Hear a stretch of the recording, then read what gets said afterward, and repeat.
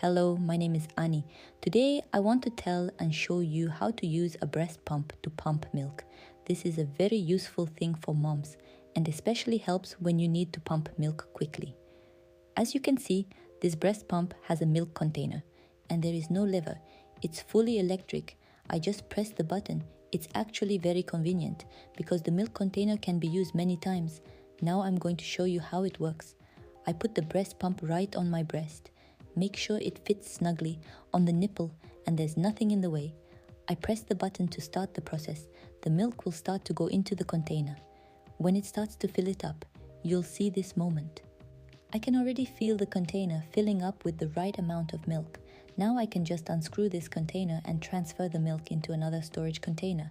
I hope this video helped you learn how to use the breast pump. Write in the comments if you have any questions.